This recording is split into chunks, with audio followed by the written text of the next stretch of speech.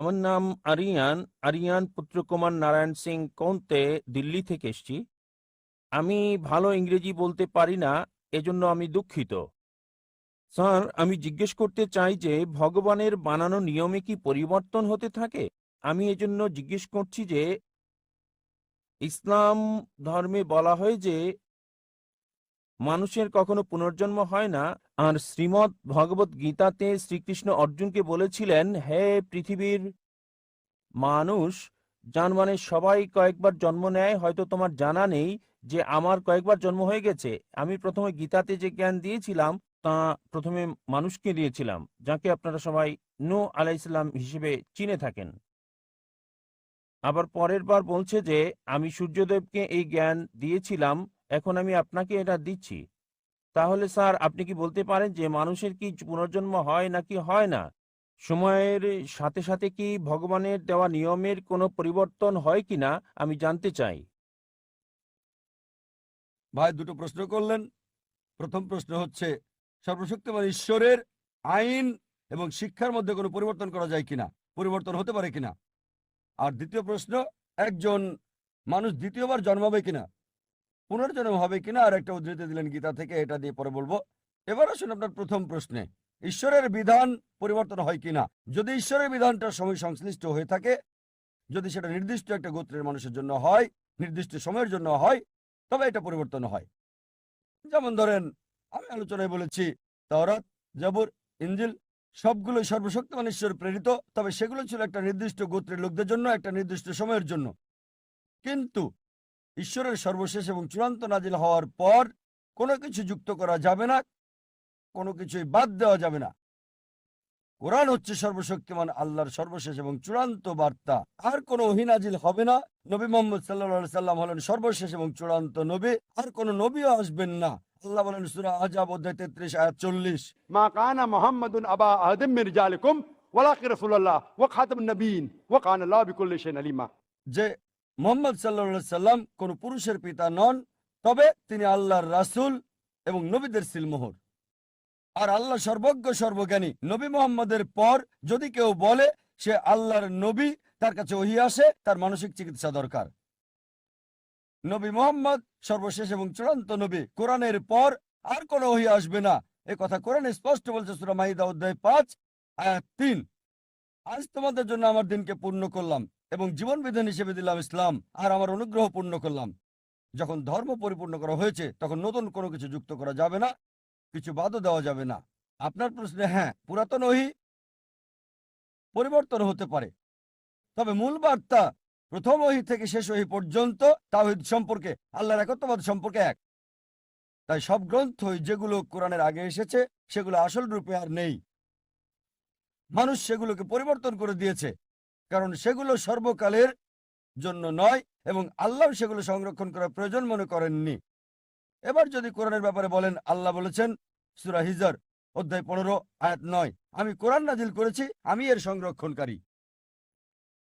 এই কোরআনকে যদি সমগ্র মানবজাতি পরিবর্তন করার চেষ্টা করে, তারা তা পারবে না।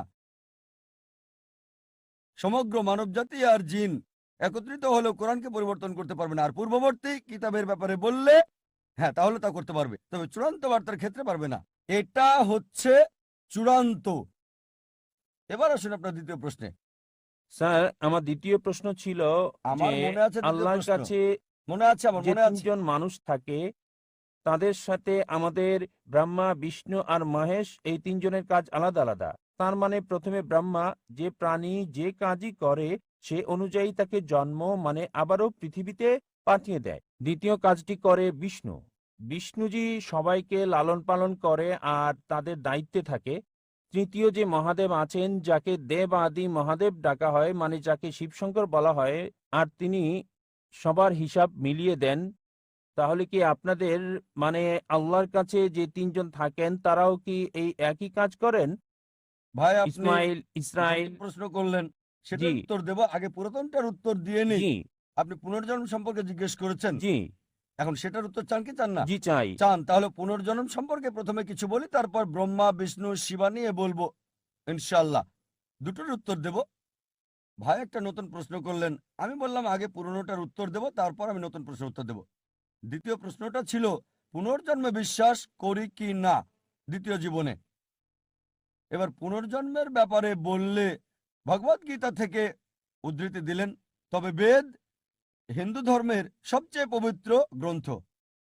বেদ হচ্ছে প্রথম, এগুলো হচ্ছে শ্রুতি, তারপরে আসে হচ্ছে স্মৃতি।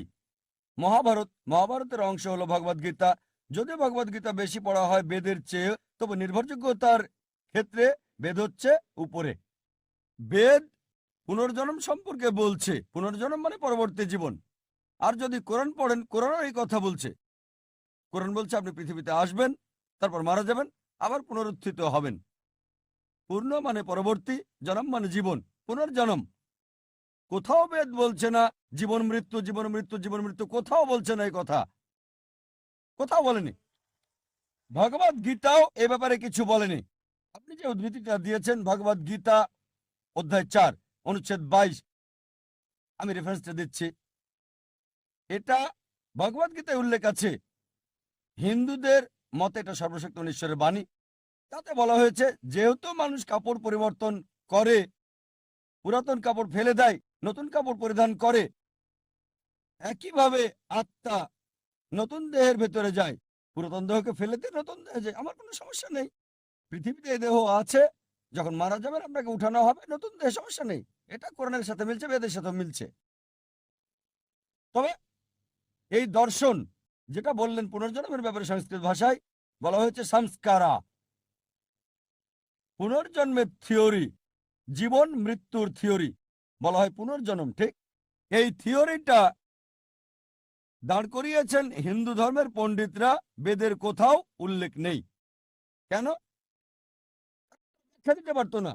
কেন? কিছু লোক দেব, কিছু লোক ধনী, কিছু লোকের জন্ম গরিব পরিবারে, কিছু লোকের সুস্বাস্থ্য আছে, কিছু লোকের বংশগত হৃদরোগ আছে। ঈশ্বর এমন অবিচার করছেন কেন? তারা এর কোনো ব্যাখ্যা দিতে পারেনি। তাই তারা একটা দর্শন নিয়ে এলো জীবন মৃত্যুর, কর্ম আর ধর্ম। কর্ম হচ্ছে কাজ, ক্রিয়া, ধর্ম হচ্ছে বিধান। তাহলে ব্যাখ্যা কি কেন ঈশ্বর অবিচার করছেন? কেন একজন মানুষ হৃদরোগ নিয়ে জন্ম নেবে? শেষ জীবনে সে কিছু পাপ করেছিল। এই দর্শন অনুমান হিন্দু ধর্মের পণ্ডিতদের, এটা বেদের নয়। তাই দর্শন নিয়ে এলো আর বলল যদি ভালো কাজ করো পরবর্তী জীবনে উঁচু জাতে জন্ম নেবে তোমরা। আর হিন্দু ধর্মের বিশ্বজনীন ভ্রাতৃত্ব হচ্ছে সব জীবন্ত প্রাণী ভাই। তাই হতে পারে কখনো জন্মাবেন তেলাপোকা হয়ে, কখনো বা ইঁদুর হয়ে, কখনো বিড়াল হয়ে, কখনো কুকুর, কখনো মানুষ হিসেবে। মানুষ হচ্ছে সর্বোচ্চ লেভেল। ভালো কাজ করলে উঁচু লেভেলে জন্মাবেন, খারাপ কাজ করলে নিচু জাতে জন্মাবেন। আপনি মানুষ হয়ে জন্মাতে পারবেন 7 বার। কতবার? 7 বার। এটা হিন্দু পণ্ডিতদের দর্শন, যেটাকে বলা হয় সংস্কারা। এখন আপনাকে জিজ্ঞেস করি, এই পৃথিবীতে অপরাধ বাড়ছে না কমছে? অপরাধ বাড়ছে না কমছে? বেড়ে চলেছে, মাশাআল্লাহ, খুব ভালো। পাপ বাড়ছে। মানুষের সংখ্যা আমরা যা জানি, মানুষ বাড়ছে না কমছে? জনসংখ্যা বাড়ছে না কমছে? বাড়ছে, মাশাআল্লাহ। এখন পাপও বাড়ছে, মানুষের সংখ্যাও বাড়ছে। যেহেতু পাপ বাড়ছে, মানুষ তো কমার কথা। তাই বোঝা যাচ্ছে লজিক্যালি এটা ঠিক না। এজন্য আমি পুনর্জন্ম বিশ্বাস করি। পুনর্জন্ম মানে পরবর্তী জীবন, এ ব্যাপারে কোরআনও বলছে। তবে একবার এই পৃথিবীতে আসবেন, একবার। এবার আপনার দ্বিতীয় প্রশ্নে আসি, যে ব্রহ্মা, বিষ্ণু, মহেশ বা শিবা এটা একই। দুটো নাম, মহেশ আর শিবা একই, তবে সবচেয়ে পরিচিত হচ্ছে শিবা। ঠিক? স্রষ্টা, ধ্বংসকারী, রক্ষাকারী, ব্রহ্মা, বিষ্ণু, শিবা। আর আপনি বললেন ঈশ্বরের 3টি রূপ। না, 3টি রূপ না। তার কি কোনো মানুষ আছে? হ্যাঁ, তার অনেক ফেরেশতা আছেন, তবে ঈশ্বর একা যথেষ্ট, কোনো সাহায্যের দরকার হয় না। তবে যদি তিনি চান ফেরেশতা দিয়ে কাজ করাতে পারেন, যদি চান। যদি না চান সমস্যা নেই। তিনি শুধু চাইবেন, তা হবে। কুন ফায়াকুন, হও আর হয়ে যায়। এবারে হিন্দুদের ব্যাপারে বললে, তারা যা বিশ্বাস করে তা কিছুটা ট্রিনিটির মতো, খ্রিস্টানদের মতো হিন্দুরা বিশ্বাস করে যে সর্বশক্তিমান ঈশ্বর, সৃষ্টির জন্য একজন ঈশ্বর ব্রহ্মা, ধ্বংসের জন্য একজন ঈশ্বর শিবা। একজন ঈশ্বর হলেন রক্ষাকারী বিষ্ণু। সুতরাং আলাদা ঈশ্বর সৃষ্টির জন্য, আলাদা ঈশ্বর রক্ষার জন্য, আলাদা ঈশ্বর ধ্বংসের জন্য। কোরআন বলছে সূরা আম্বিয়া অধ্যায় 21 আয়াত 22, এক আল্লাহ ছাড়া যদি একাধিক আল্লাহ থাকতো অবশ্যই তারা ঝগড়া করত। আর কোরআন বলছে সূরা মুমিনুন অধ্যায় 23 আয়াত 91 যে যদি একাধিক ঈশ্বর থাকতো একজন আরেকজনের সাথে যুদ্ধ করত। এজন্য আমরা হিন্দু মিথ থেকে দেখি একজন ঈশ্বর যুদ্ধ করছে আরেকজনের সাথে, একজন ঈশ্বর আরেকজনকে পরাজিত করছে, তৃতীয় জন দ্বিতীয় জনকে সাহায্য করছে। ঈশ্বর কিভাবে যুদ্ধ করে? সুতরাং উত্তম হচ্ছে এক ঈশ্বর, সুপার পাওয়ার একটাই। আর বেদ এটাই বলছে। যদি কোনো সাধারণ হিন্দুকে জিজ্ঞেস করেন আপনি কতজন ঈশ্বরে বিশ্বাস করেন, কেউ বলবে 3 জন, কেউ বলবে 100, কেউ বলবে 1000, কেউ বলবে 33 কোটি 330 মিলিয়ন। কিন্তু যদি শিক্ষিত হিন্দুকে জিজ্ঞেস করেন আপনি কতজন ঈশ্বরে বিশ্বাস করেন, সে বলবে একজন হিন্দুর উচিত এক ঈশ্বরে বিশ্বাস করা। কিন্তু সাধারণ হিন্দু বিশ্বাস করে একটা আদর্শে, সেটা প্যান্থেইজম। তার মানে সবকিছু ঈশ্বর। গাছ হলো ঈশ্বর, সূর্য ঈশ্বর, চাঁদ হলো ঈশ্বর, মানুষ হলো ঈশ্বর, আর সাপও ঈশ্বর। আমরা মুসলিমরা বিশ্বাস করি সবকিছু ঈশ্বরের। ঈশ্বর নামের সাথে এর শব্দ যোগ করি। সবকিছু ঈশ্বরের। গাছ ঈশ্বরের, সূর্য ঈশ্বরের, চাঁদ ঈশ্বরের, মানুষ ঈশ্বরের, পাশাপাশি সাপও হলো ঈশ্বরের। তাই প্রধান পার্থক্য হচ্ছে হিন্দু আর মুসলিমদের মধ্যে, হিন্দুরা বলে সবকিছু ঈশ্বর আর আমরা মুসলিমরা বলি সবকিছু ঈশ্বরের। ঈশ্বর নামের সাথে যুক্ত হচ্ছে এর শব্দটা। পার্থক্যটা হচ্ছে এই শব্দটা। যদি আমরা শুধু এই এর শব্দটার পার্থক্য দূর করতে পারি, হিন্দু আর মুসলিম এক হয়ে যাবে। সেটা কিভাবে হবে? আল্লাহ কোরআনে বলেছেন সূরা ইমরান অধ্যায় 3 আয়াত 64, تعالوا إلى كلمة سواء بيننا وبينكم এসো সেই কথায় যা তোমাদের ও আমাদের মধ্যে এক। প্রথম সাদৃশ্য কি? ألا نعبد إلا الله আল্লাহ ছাড়া কারো ইবাদত করি না, ولا نشرك به شيئا তার সাথে আমরা কাউকে শরীক করি না, ولا يتخذ بعضنا بعضا أربابا من دون الله আর নিজেদের মধ্য থেকে আল্লাহ ছাড়া কাউকে প্রভু হিসেবে মানি না। فإن تولوا যদি তারা মুখ ফিরিয়ে নেয় فقولوا اشهدوا بأننا مسلمون। বলো সাক্ষী থাকো আমরা মুসলিম, আল্লাহর কাছে নিজের ইচ্ছাকে সমর্পণ করি। কোন ধর্মকে যাচাই করার ভালো উপায় হলো ধর্মের অনুসারীদের না দেখে সেই ধর্মের গ্রন্থগুলোকে দেখা। এখন যদি হিন্দু ধর্ম গ্রন্থ দেখি, যদি আমরা পড়ি উপনিষদ, বেদ উপনিষদ এগুলো সবচেয়ে পবিত্র। ছান্দোগ্য উপনিষদে বলা হয়েছে অধ্যায় 6 অনুচ্ছেদ 2 পরিচ্ছেদ 1, إكم إبدتيم ঈশ্বর একজনই, দ্বিতীয় কেউ নেই। এটা সংস্কৃত উদ্ধৃতি। إكم إبدتيم ঈশ্বর কেবল একজন, দ্বিতীয় কেউ নেই। শ্বেতাসূত্র উপনিষদে বলা হয়েছে অধ্যায় 6 অনুচ্ছেদ 9, ناچس قصج جنيتا نچديپا তার কোনো প্রভু নাই, তার কোনো পিতামাতা নাই। সর্বশক্তিমান ঈশ্বরের কোনো প্রভু নেই, তার কোনো মা নেই, তার কোনো বাবা নেই। শ্বেতাসূত্র উপনিষদে বলা হয়েছে 4 নম্বর অধ্যায় অনুচ্ছেদ 19, ناچس प्रतिमा अस्ति ঈশ্বরের কোনো প্রতিমা নেই। প্রতিমা মানে প্রতিচ্ছবি, প্রতিমা মানে ফটোগ্রাফ, ভাস্কর্য, মূর্তি, পেন্টিং। সর্বশক্তিমান ঈশ্বরের কোনো ফটোগ্রাফ নেই, কোনো প্রতিমা নেই, কোনো প্রতিমূর্তি নেই, কোনো পেন্টিং নেই, তার কোনো ছবি নেই। হিন্দু গ্রন্থগুলোর মধ্যে সবচেয়ে পবিত্র গ্রন্থ হচ্ছে বেদ। আর যজুর্বেদে আছে অনুচ্ছেদ 32 পরিচ্ছেদ 3, ناچس प्रतिमा अस्ति সর্বশক্তিমান ঈশ্বরের কোনো প্রতিমূর্তি নেই, কোনো প্রতিচ্ছবি নেই, কোনো প্রতিমা নেই, কোনো ভাস্কর্য নেই, কোনো মূর্তি নেই। যজুর্বেদে বলা হচ্ছে অধ্যায় 40 অনুচ্ছেদ 8 সর্বশক্তিমান ঈশ্বর পবিত্র।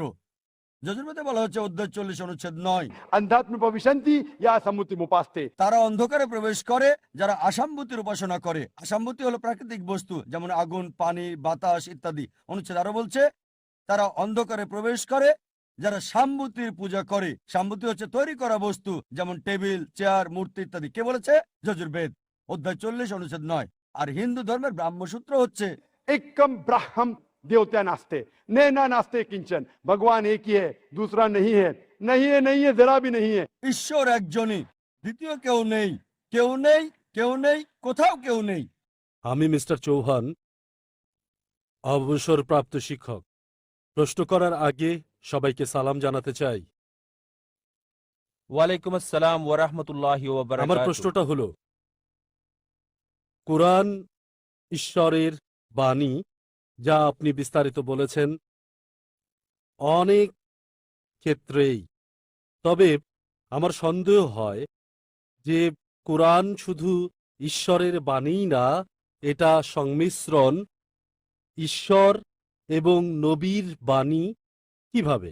কারণ অনেক আয়াতেই আপনি বলেছেন, আপনি উল্লেখ করেছেন যে আমি লিখি নাই, এটা নবী বলেছেন। আমি লিখি নাই, এটা আমার কথা না। যেখানেই তিনি বলেছেন এটা আমার কথা না, এই কথাগুলোর ব্যাপারে কি বলবেন? এগুলো কি তার কথা নয়? দয়া করে বলুন। ভাই খুব সুন্দর প্রশ্ন করলেন, আর যুক্তির ব্যাপারে বললেন যা আমি বলেছি খ্রিস্টান এবং বাইবেল সম্পর্কে। ভাই বললেন সন্দেহাতীতভাবে প্রমাণ করেছে যে ঈশ্বরের বাণী, তবে ঈশ্বরের বাণীর পাশাপাশি নবীজির কথাও আছে, কারণ কোরআনে বলা হয়েছে যে আমি এটা লিখি নাই। ভাই কোরআনের কোথাও বলছে না যে আমি এটা লিখি নাই। খুঁজে দেখেন আয়াতটা, আমি মেনে নেব যে কোরআন ঈশ্বরের বাণী নয়। কোরআন কি বলছে? তারা বলে নবী এটা রচনা করেছে। আর আমি উদ্ধৃতি দিয়েছি, হয়তো ভুল শুনেছেন। এটা বলেছে সূরা সাজদা অধ্যায় 32 আয়াত 1 থেকে 3। তারা বলে নবী এটা রচনা করেছে। তাদেরকে বলো না, এটা সর্বশক্তিমান ঈশ্বরের কাছ থেকে, এটা সর্বশক্তিমান আল্লাহর কথা। যদি নবী লিখতেন আপনার কথা আমি মানতাম। এটা বাইবেলে উল্লেখ করা আছে। বাইবেলে বলা হয়েছে যে মুসা আলাইহিস সালাম বলেছেন যে আমি মরে গিয়েছিলাম, ইত্যাদি ইত্যাদি। এটা মুসাও লিখেন না, ঈশ্বরও লিখেন নাই। যদি মুসা লিখতেন কিভাবে বলেন আমি মরে গিয়েছিলাম? আর বাইবেলে এটাই উল্লেখ আছে, যীশু খ্রিস্ট ভাই সাল্লাল্লাহু আলাইহি সাল্লাম বলেছেন। তাই আমরা যা বলতে পারি কোরআনের ব্যাপারে, কখনোই আপনি নবীর সরাসরি বক্তব্য পাবেন না কোরআনে। যদি থাকে তা আল্লাহ তাআলা উদ্ধৃত করেছেন ইনভার্টেড কমার মধ্যে। আল্লাহ বলতে পারেন যে নবী উত্তর দিল, তবে কোরআন কখনোই বলেনি আমি লিখি নাই। সত্যি বলতে কোরআন বলছে এটা আল্লাহ তাআলার পক্ষ হতে। অনেক আয়াতই বলেছে, যদি আবার শুনতে চান আমি আবারও বলতে পারি।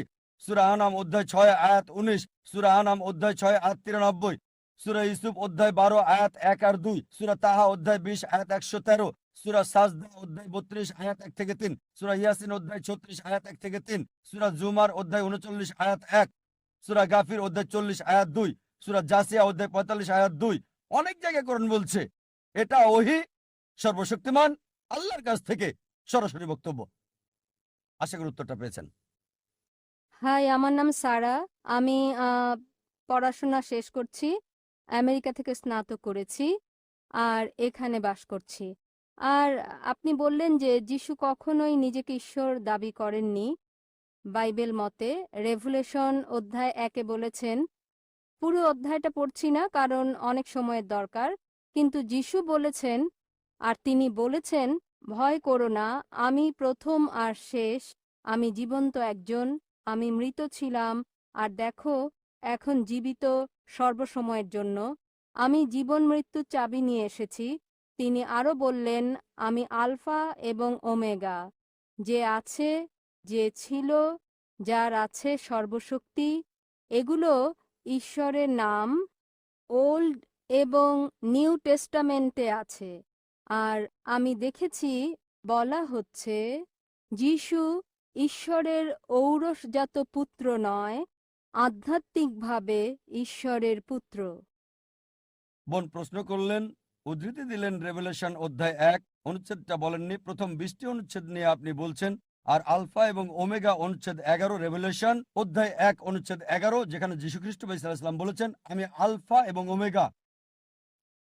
তাই আপনি বললেন যীশু খ্রিস্ট ভাই সাল্লাল্লাহু আলাইহি সাল্লাম বলেছেন আমি আলফা এবং ওমেগা, আমি প্রথম এবং আমি শেষ। আপনার মতে তিনি ঈশ্বর দাবি করেছেন। দেখেন, আমি বলেছি একটাও স্পষ্ট করে বলা বক্তব্য নেই, স্পষ্ট করে বলা একটা কথাও নেই পুরো বাইবেলে যেখানে যীশু ভাই সাল্লাল্লাহু আলাইহি সাল্লাম নিজে বলেছেন যে আমি ঈশ্বর, আমার উপাসনা করো। বলেননি। এখন আপনি বলছেন কারণ যীশু বলেছেন আমি আলফা এবং ওমেগা, এজন্য তিনি সর্বশক্তিমান ঈশ্বর। আলফা এবং ওমেগা দিয়ে কি বোঝাতে চান? আমি প্রথম এবং আমি শেষ কোন ক্ষেত্রে? আপনি কি বলতে চান যীশু খ্রিস্ট পৃথিবীতে প্রথম? না, তার জন্মের আগে তার মা পৃথিবীতে ছিলেন। অনেক নবী তার আগে এসেছেন, সুতরাং অবশ্যই তিনি প্রথম না, শেষও না। বাইবেলের মধ্যে বলা হয়েছে নবী মুহাম্মদ সাল্লাল্লাহু আলাইহি সাল্লাম আসবেন। এটা আছে গসপেল অফ জন অধ্যায় 16 অনুচ্ছেদ 12 থেকে 14। আমার অনেক কিছু বলার আছে, কিন্তু তোমরা এখন তা সহ্য করতে পারবে না। যখন সত্যের আত্মা আসবে সে তোমাদের নিয়ে যাবে সত্যের দিকে। নিজে কিছু বলবে না, সে যা শুনবে তোমাদের বলবে।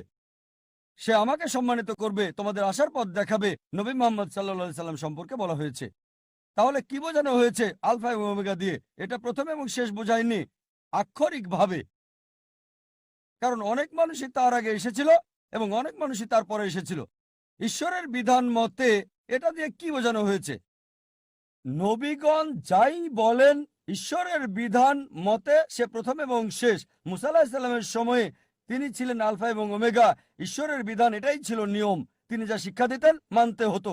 যীশু খ্রিস্টের সময়ে যীশু খ্রিস্ট সাল্লামের শিক্ষা ছিল আলফা এবং ওমেগা, সেটা মানা বাধ্যতামূলক ছিল। নবী মোহাম্মদ সাল্লাল্লাহু আলাইহি সাল্লামের সময় শিক্ষা ছিল আলফা এবং ওমেগা, এটা প্রথম এবং শেষ। এর মানে এই নয় তিনি ঈশ্বর দাবি করেছেন। এজন্য আমি বলেছি একটা স্পষ্ট কথাও নেই যদি লিটারালি বলেন তিনি প্রথম এবং শেষ। আর যদি বাইবেল পড়েন, বাইবেল এটা মানে না। অনেক মানুষের যীশু খ্রিস্ট সাল্লামের আগে এসেছিল, তার জন্ম হয়েছিল মায়ের পেটে, আর অনেক মানুষই তার পরে এসেছিল। এজন্য বোন আমি বলেছি স্পষ্ট করে বলা একটা কথা। আশা করি উত্তরটা পেয়েছেন। আমি ডাক্তার পূজা অরোরা, সায়ন হাসপাতাল থেকে এসেছি। আমি একজন সাইকোথেরাপিস্ট। স্যার, আমি আপনার সাথে একমত। একটা ছোট প্রশ্ন শুধু। যখন নবী মুহাম্মদ সাল্লাল্লাহু আলাইহি সাল্লাম নবুয়ত পেয়েছিলেন, আর তিনি, যেমন আপনি বললেন যে তিনি ছিলেন সাধারণ লোক, নবুয়ত পাবার আগে সেই সময়ে কোরআন, যেটা ঈশ্বরের বাণী, এটা কি শুধু মুসলিমদের আলোকিত করেছিল? কারণ ঈশ্বর পক্ষপাতিত্ব নিশ্চয় করবেন না। তাহলে পৃথিবীর অবশিষ্ট মানুষ তখন কি করছিল? যখন নবী মুহাম্মদ সাল্লাল্লাহু আলাইহি সাল্লাম অল্প কিছু মানুষকে আলোকিত করেছিলেন, আর এটা এমন দীর্ঘ সময় নিয়েছে সমাজের অন্যান্য অংশগুলোকে আলোকিত করার জন্য এই ঈশ্বরের বাণী দ্বারা, আর কত বছর নেবে অমুসলিমদের জন্য? মুসলিমদের মতো হিন্দুরাও হবে। আমি সম্পূর্ণভাবে আপনার সাথে একমত। এর একটা ধারণা হতে হবে যে হিন্দুরা মূর্তিতে বিশ্বাস করে, ছবিতে, অথবা রাম ভগবান যাই হোক না কেন, এটা একটা বিশ্বাস। আর তাদেরকে এটার মাধ্যমে বোঝাতে হবে যে ঈশ্বর এক। হিন্দু ধর্ম বিশ্বাস করে এক সর্বশক্তিতে, যেটা একটা শক্তি, একটা স্বর্গীয় শক্তি। তবে দুঃখজনকভাবে এটা বিভিন্ন আকার দেওয়া হয়েছে। সুতরাং যদি এই কল্যাণের জন্য কোরআন যদি একজন হিন্দুকে সাহায্য করে এক ঈশ্বর সম্পর্কে জানতে, এটা খুবই ভালো। বোন খুব সুন্দর প্রশ্ন করলেন, গুরুত্বপূর্ণ প্রশ্ন। যদি কোরআন এমন এক বই হয়, যদি এটা ঈশ্বরের বাণী হয়, তাহলে কেন এটা শুধুমাত্র একটা ছোট্ট দলের জন্য এসেছিল, যেখানে ছিল শুধু আরবরা আর মুসলিম? সারা পৃথিবীর জন্য কেন আসেনি? কত সময় লাগবে? বোন, কোরআন কখনোই শুধু মুসলিম বা আরবদের জন্য নাজিল হয়নি। কোরআন সমগ্র মানব জাতির জন্য। এটা বলা হয়েছে সূরা ইব্রাহিম অধ্যায় 14 আয়াত 1, সূরা ইব্রাহিম অধ্যায় 14 আয়াত 52, সূরা বাকারা অধ্যায় 2 আয়াত 185 এবং সূরা জুমার অধ্যায় 39 আয়াত 41-এ কোরআন সমগ্র মানব জাতির জন্য প্রেরিত। সময় সংক্ষিপ্ত, তাই রেফারেন্সটা দিচ্ছি, উদ্ধৃতি বলছি না। তাই কোরআন শুধু মুসলিম বা আরবদের জন্য নয়, কোরআন সমগ্র মানব জাতির জন্য। আর নবী মুহাম্মদ সাল্লাল্লাহু আলাইহি সাল্লাম শুধু মুসলিম বা আরবদের জন্য নয়। কোরআন বলছে সূরা আম্বিয়া অধ্যায় 21 আয়াত 107, वमा अरसलनाका इल्ला रहमतुल आलमीन। আমি তো তোমাকে প্রেরণ করেছি রহমত স্বরূপ সমগ্র মানব জাতির জন্য, সারা পৃথিবীর জন্য, সমগ্র সৃষ্টির রহমত স্বরূপ। একই কথা বলা হয়েছে সূরা সাবা অধ্যায় 34 আয়াত 28, যে নবী মুহাম্মদ সাল্লাল্লাহু আলাইহি সাল্লামকে পাঠানো হয়েছে সারা পৃথিবীর নবী হিসেবে, সুসংবাদদাতা আর পাপ থেকে সতর্ককারী হিসেবে। তবে অধিকাংশ মানুষই তা জানে না। কোরআনের এই আয়াত বলছে অধিকাংশ মানুষই তা জানে না। এই কারণেই বোন আমরা এমন সম্মেলন করে থাকি। এটা সব মুসলিমের দায়িত্ব, সর্বশক্তিমান আল্লাহর বাণী সবার কাছে তুলে ধরা। তাহলে আরেকটা প্রশ্ন স্যার করব। সময় লাগবে, তবে ভালো হয় আর দেরি না করলে। আর যারা মুসলিম হিসেবে দাবি করে অনেকেই ভালো মুসলিম না, হয়তো শুধু নামেই আব্দুল্লাহ, জাকির, মোহাম্মদ, সুলতান। ভালো মুসলিম তারা নাও হতে পারে। কিভাবে? আপনি ঠিকই বলেছেন, হিন্দু ধর্মে গ্রন্থ মানছে না। তারপরও যে ধর্মের সবচেয়ে বেশি মানা হয় শুধু মুখে নয় কাজে কর্মে, সেটা হচ্ছে ইসলাম 1 নম্বরে। খ্রিস্টানরা সংখ্যা অনেক বেশি, প্রায় 200 কোটি। মুসলিমরা 130 কোটি। তবে পৃথিবীতে ধর্ম মানার ক্ষেত্রে 1 নম্বর হলো ইসলাম, পার্সেন্টেজ হিসেবে সবচেয়ে বেশি। তাই এই আলোচনা প্রধানত ওই সমস্ত মুসলিমদের উদ্দেশ্যে যারা যথাযথভাবে ধর্ম পালন করছে না, যাতে ইসলামের কাছে থাকে আর ওইসব মুসলিমদের কাছে শান্তির বাণী পৌঁছাতে চায়, ভালোবাসার বাণী, আর পৃথিবীতে প্রমাণ করতে চায় যে ঈশ্বর কেবল একজনই। পূর্ণ শান্তি তখনই আসতে পারে যদি নিজের ইচ্ছাকে আল্লাহর কাছে সমর্পণ করেন। এটা একমাত্র রাস্তা পৃথিবী এবং আখিরাতে পূর্ণ শান্তি পাওয়ার। আর এই কারণে এই বোন এমন সম্মেলন করছি। আমাদের একটা স্যাটেলাইট চ্যানেল আছে, পিস টিভি। প্রতিদিন 60 মিলিয়নেরও বেশি মানুষ এটা দেখছে। তাই অন্তত বিচারের দিনে আল্লাহ সুবহানাহু ওয়া তাআলার কাছে বলতে পারবো, হে আল্লাহ, আমাদের সামর্থ্যের মধ্যে সর্বোচ্চ চেষ্টা করেছি। আমরা অন্তত প্রতিদিন 60 লক্ষ মানুষের কাছে তোমার দাওয়াত দিয়েছি। আর আজকে এই দাওয়াত আপনার কাছে পৌঁছে গেল বোন। তাই পরবর্তীতে বিচারের দিনে বলতে পারবো, আল্লাহ সুবহানাহু ওয়া তাআলাকে আমি দাওয়াত দিয়েছি, এই বোনকে গ্রহণ করা না করাটা আপনার বিষয়। আরেকটা বিষয় স্যার বলতে পারবো, একটু যোগ করতে চাই, পারবো? অনেক ধন্যবাদ স্যার। আর একটা বিষয়, যদি ঈশ্বর নিরপেক্ষ থাকবেন বিচারের দিনে, তাই না? তাহলে আপনি পক্ষপাতিত্ব করলেন যে অমুসলিমদের অগ্রাধিকার দেওয়া প্রশ্ন করার ক্ষেত্রে। ঈশ্বর ন্যায় নিরপেক্ষ। তাই যদি হিন্দুরা মূর্তি এবং ছবিতে বিশ্বাস করা বন্ধ করে আর তারা সর্বশক্তিমানে বিশ্বাস করে, যার কোনো আকৃতি নেই, কোনো আকার নেই, বিচারের দিনে তারা কি মুসলিম হিসেবে গণ্য হবে সর্বশক্তিমান ঈশ্বরের কাছে? না, এটা এমন না। একই ধারণা যা হিন্দু ধর্মে আছে, যা ভুল বিশ্বাস আর আকৃতি দিয়ে পালন করা হয়। তবে একজন হিন্দু যদি হিন্দু ধর্ম পালন করে, সেটা ভুল না, পালন করবে, কারণ তার উদ্দেশ্য ঈশ্বর, তিনি মহান, তবে আকার দেওয়া খুব যাবে ভালো না। প্রশ্ন, যদি এই বার্তা হিন্দুদের কাছে পৌঁছে, তারা গ্রহণ করবে। খুবই ভালো, ভালো প্রশ্ন। ধন্যবাদ স্যার। আর নিরপেক্ষ হওয়ার ব্যাপারে দুটো মত থাকতে পারে আপনার দিক থেকে, কারণ নিরপেক্ষ না বলে অন্তত প্রশ্ন করতে পারছেন। এই পক্ষপাতিত্ব না করলে আমি আল্লাহর কাছে বলতে পারতাম না আমি আপনাকে সরাসরি দাওয়াত দিয়েছি এককভাবে। আপনি দেখছেন, তাই না না, তিনি তো তাই আপনাকে বিশ্বাস বুঝতে করেন হবে না। বোন, কেন পক্ষপাতিত্ব করছি। এই পক্ষপাতিত্ব নিরপেক্ষতার জন্য, কারণ অন্যরা দাওয়াত পেয়েছে 100 না হলো 90 ভাগ, আপনারা সবাই কম পাবেন। তাই আমাদের এই পক্ষপাতিত্ব নিরপেক্ষ হওয়ার জন্য। ঠিক স্যার, তবে আমাদের যা এবার দরকার। আপনার প্রশ্নে আসি। জি এটা- স্যার। এটা খুবই ভালো প্রশ্ন, যে যদি হিন্দুরা বিশ্বাস করে এক ঈশ্বরে, মূর্তিতে বিশ্বাস না করে, প্রতিমূর্তিতে বিশ্বাস না করে, ভাস্কর্যে বিশ্বাস না করে, তাহলে শেষ বিচারের দিনে তারা কি মুসলিম হবে? ঠিক, আপনি ইসলামের অংশ অনুসরণ করছেন। ঠিক, যদি আপনি হিন্দু গ্রন্থ পড়েন, হিন্দু গ্রন্থ বলছে আরেকজন নবী আসবেন, আর নবী মোহাম্মদ সাল্লাল্লাহু আলাইহি সাল্লামের আগমনের অনেক ভবিষ্যৎবাণী আছে অনেক জায়গায়। তার কথা আছে ভবিষ্য পুরাণায় পর্ব 3 খণ্ড 3 অধ্যায় 3 শ্লোক 5 থেকে 8। তার কথা বলা হয়েছে ভবিষ্য পুরাণায় পর্ব 3 খণ্ড 3 অধ্যায় 3 শ্লোক 10 থেকে 27। তার কথা বলা হয়েছে অথর্ববেদে অধ্যায় 21 অনুচ্ছেদ 6, অথর্ববেদ অধ্যায় 21 অনুচ্ছেদ 7। অনেক জায়গায় তার কথা বলা হয়েছে। তার কথা নাম সহ বলা হয়েছে 100-এরও বেশি বার মুহাম্মদ হিসেবে হিন্দু গ্রন্থে। ঠিক সময় স্যার। কম, তাই সবগুলো রেফারেন্স বলছি না। কল্কি পুরাণে কল্কি অবতারের কথা উল্লেখ আছে অধ্যায় 2 অনুচ্ছেদ 4, 5, 7, 9, 11 এবং 15-তে বলা হয়েছে আরেকজন অবতার আসবে, কল্কি অবতার, যার বাবার নাম হবে ঈশ্বরে ভৃত্য বিষ্ণু ইয়াস। আরবি করলে হয় আব্দুল্লাহ, যেটা মোহাম্মদ সাল্লাল্লাহু আলাইহি ওয়াসাল্লামের বাবার নাম। এই কল্কি অবতারের মায়ের নাম হবে সুমতি, যার অর্থ শান্তি, নীরবতা, যার আরবি হচ্ছে আমেনা, যেটা নবী মোহাম্মদ সাল্লাল্লাহু আলাইহি ওয়াসাল্লামের মায়ের নাম।